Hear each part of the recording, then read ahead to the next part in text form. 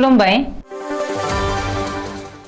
बे समाव बडलेण्ड इंखं टेलिभिजननि स्टुडिय'आव आं मिथिका नार्जारी दिनै मोनाबिलिनि गाहाय रादाबफोराव दङ। बटरद'आनि 1000 बिगानिबो बांसिन हायाव एभिक्सन जागायबाय। माखासे दखल खालामग्राफ्रा न' नागारनो राजि नङा। 21 बोसोर उनाव भारतआ मिसेस वर्ल्ड 2022 देरहादों। मेसिया आर्जेन्टिनानि जानानैनो गेलेबाय थागोन। लामदिंआव 121 केजि गान्जा हमदों। गसाइगाव नोगोर मिउनिसिपाल बर्डआ सानथामनि धरना हाबाफारि लादों। बिटिसि सोरखारनि 2 बोसोर आबुं जानायनि फालिथाया सोलिगासिनो। नैथि बोसोरारि बिटिआर सोरखारनि फालिथायखौ भेरगावआवनो फालिदों। दानिया फैदो आबुं रादाबाव।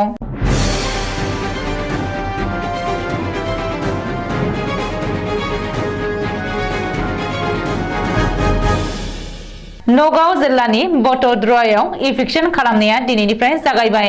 बटद्रआनि 1000 बिगानिबो बांसिन हायाव आयेन बेरेखायै दखल खालामग्राफोरनि सायाव दिनै जिल्ला खुंथाया इभिक्सन खालामदों।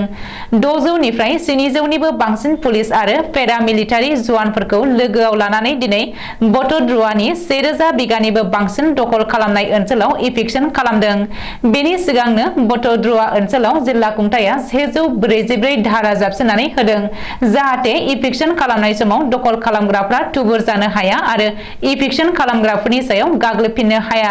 मख'नो गोनांदि बटद्रआनि 1000 बिगानिबो बांसिन हायाव इभिक्सन खालामनो गोनां हाबाफारिखौ पुलिस बिफाना मैयानो आबुं थियारि खालामखादोंमोन। थांनाय सानथामनिफ्रायनो पुलिस बिफाना फ्लेग मार्च खालामनायनि उनाव मैया रबिबारखालि बटद्रआ बिसपामनि गेवलां फोथाराव हाथियारजों होबथानायनि प्रेक्टिस खालामदोंमोन। रिपर्ट बायदिब्ला माखासे दखल खालामग्राफोरा दासिमबो गावसोरनि न' बांफोरखौ नागारनो राजि जायाखै। नाथाय बैसोर दखल खालामग्राफोरनिनो बांसिनानो गुबुन गुबुन जायगायाव निजा हा दंखायो होननानै मिथिनो हादों। बेखौबो मख'नो नांगोनदि बटद्रआनि हाइदुबि फोथार हाइदुबि कृषि बीज फार्माव सिगाङाव 7 खेब इभिक्सन खालामखांबाय। नाथाय गले गले इभिक्सन खालामनायनि उनावबो बै ओनसोलाव आयेन बेरेखायै दखल खालामनाया जागासिनो दङ। बबेखानि बेनि बागै आसाम पुलिसनि एडिजिपिआ फोरमायथिनाय बायदिब्ला बटद्रआनि सान्तिजान बाजार बटद्रआ हाइदुबि फोथार हाइदुबि कृषि बीज फार्म पमरागुरिनि ग्रेजिं रिजार्भ रामपुर सत्र लालुंगाव टनिया भेटी जमाई बस्तियाव दिनैनिफ्राय इभिक्सन खालामदों आरो बे इभिक्सना सानथाम सानब्रैसिम सोलिनो हागौ। 21 बोसोर उनाव मडेल सोरगोम कौशलआ भारतनि गोग्गानाय लाबोदों। बिउटि पेजेन्ट बादायलायनायाव भारतनो गोग्गानाय होफैदों सोरगोम कौशलआ। जम्मु काश्मीरनि थागिरि सोरगोम कौशलआ 2022 मायथाइनि मिसेस वर्ल्ड बिमुंखौ देरहानो हाबाय। मख'नो गोनांदि गोलाव 21 बोसोरनि उनाव सोरगोम कौशलआ मिसेस वर्ल्ड 2022 देरहानानै गोग्गानाय लाबोदों। 2021 मायथाइयाव मिसेस वर्ल्ड देरहानो हानाय आमेरिकानि शेलिन फर्डआ सनिबारखालि Westgate Las Vegas resort and मेसिन'आव खुंनाय मोनसे बिउटि पेजेन्ट बादायलायनाय हाबाफारियाव भारतनि सोरगोम कौशलनो मिसेस वर्ल्ड 2022 नि मुकुटखौ गानहोदों। बे बादायलायनायाव मिसेस पेनेसियाखौ सेथि रानार आप आरो मिसेस कानाडाखौ नैथि रानार आप महरै फोसावनाय जादों। मख'नो गोनांदि मैया रबिबारखालिसो बे हाबाफारिखौ इनस्टाग्रामाव अफिसियेलि फोसावदों। बबेखानि जों 21 एबा 22 बोसोरनि उनाव मुकुटखौ मोनफिननो हादों। आं जोबोद एक्साइटेड लाभ इउ इन्डिया लाभ इउ वर्ल्ड होननानै मिसेस वर्ल्ड सोरगोम कौशलआ बे हाबाफारिनि उनाव बुंदों। आर्जेन्टिनाया काटार वर्ल्ड कापखौ देरहाबाय। गोख्रों टीम फ्रान्सखौ फेजेननानै लियनेल मेसि दैदेननाय आर्जेन्टिना टीमआ 2022 वर्ल्ड कापनि चेम्पियन जानो हाबाय। बेजों लोगोसे मेसिखौ मोजां मोनग्रा आरो मेसिनि फलोअरफोरनि थाखाय मोनसे मोजां खौरां। फलोअरफोरा मेसिनि मेजिकखौ आरो नुबावगोन। मेसिया आर्जेन्टिना टीमनिनो जानानै गेलेबाय थागोन। आर्जेन्टिना टीमनि जानानै गेलेबाय थागोन होननानै वर्ल्ड काप देरहानायनि उनावनो फोसावदों मेसिया। मख'नो गोनांदि देग्लायनि वर्ल्ड कापनि उनावनो मेसिया गेलेनायनिफ्राय आजिरा लासिगोन होननानै खौरां ओंखारदोंमोन। काटार वर्ल्ड कापनि उनावनो गेलेनायनिफ्राय आजिरा लागोनखौ मेसिया गावनो फोसावदोंमोन होननानैबो खौरां मोनदोंमोन।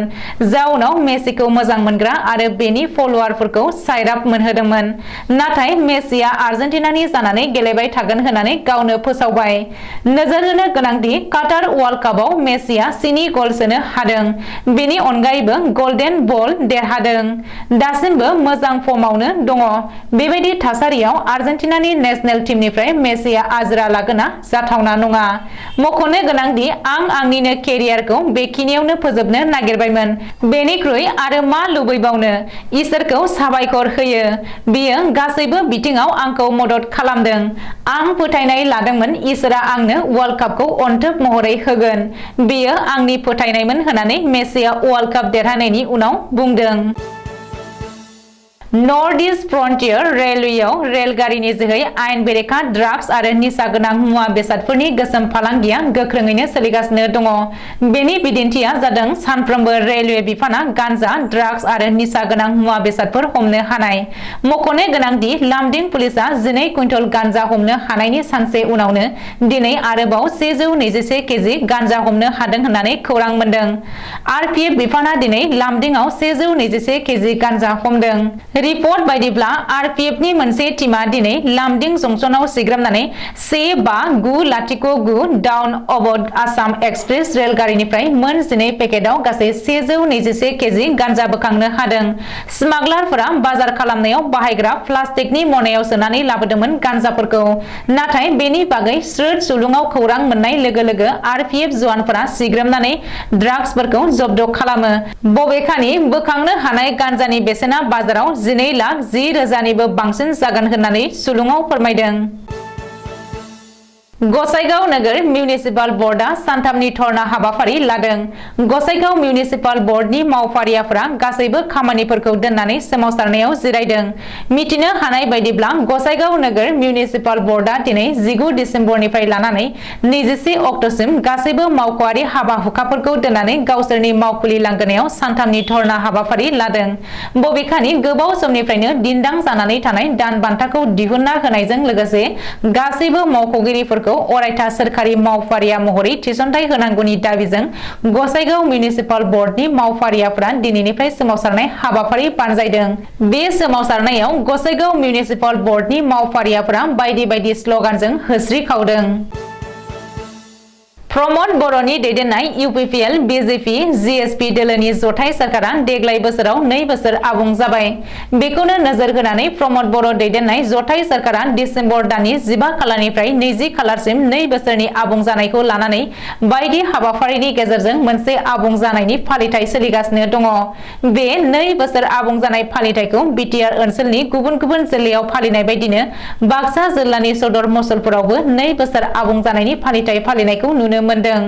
मसलपुराव फालिथाय जथुम्मायाव बाहागो लायो फारियै बिटिसि आयेन आफादनि बुंथिगिरि खाथिराम बर', बरमा बियाबनि एमएलए भुपेन बर', खख्लाबारि बियाबनि एमसिएलए मन्टु बर', बाक्सा जिल्लानि जिल्ला बेंगिरि मासान्दा मेगदालिन पार्टिन एसपि राजेन सिंह, एडिसि आशराफुल आमिन, भन्टी तालुकदार सन्जीब शर्मा, जिल्ला खुंथायनि गुबुन गुबुन मावख'गिरि आरो रायजो राजा बिथांमोना। बे 2 बोसोर आबुं जानायनि फालिथायावनो बिपुल बर'नो साबसिन आबादारि, उइलियाम इक्कानो साबसिन गावबुरा, डुमनि साहा बागाननि मेनेजार बिक्रम सिंहनो साबसिन साहा बागान मेनेजार, गलापी बसुमतारीनो साबसिन आशा कर्मी आरो रिता मुन्डानो साबसिन अंगनबादि कर्मीनि बान्थाखौबो होनाय जायो। लोगोसे सि दाग्रा आइजोफोरनोबो सोरखारनिफ्राय पेहेचान कार्ड, आबादारिफोरनो आबाद मावनायाव नांनाय मुवाफोर आरो खायसे निखावरि नखरनि सुबुंफोरनो सुला प्रेसार कुकारफोरबो राननानै होयो। 2020 मायथाइनि 27 जानुवारियाव गोजोन बिटिआर गोरोबथा जाखांनायनि उनाव बिटिआर खुंथाया 2 बोसोर आबुं जानायनि जुनै दिनै बिटिआर ओनसोलनि मोनबा जिल्लानि गंफ्रोमबो महकुमा सदरनि मावख'आव दिनै गाजा गोमजायै नैथि बोसोरारि बिटिआर खुंथाय फालिदों। भेरगाव महकुमा बेंगिरि दिपक भुयाया सामलायनाय जौगाथाय बिथिं सावरायनायाव जायगानि एमसिएलए थामहिनबा बिटिआरनि इएम दावबायसा बर', एमसिएलए दिलीप कुमार बर', इउपिपिएलनि एन्टनी बसुमतारी, बुद्धिराम बर', बिजेपिनि जिल्ला नेहाथारि जौस्रां बर', BEEO बोहैथि बर', DI भुमितर बर', ICDS VHE सावस्रि आबादारि बायदि बिफाननि गोजौ थाखोनि मावख'गिरिफोरजों लोगोसे गोबां कर्मचारिफोर आरो रायजो राजाफोराबो लोब लोबै बाहागो लानायखौ नुनो मोननाय जायो।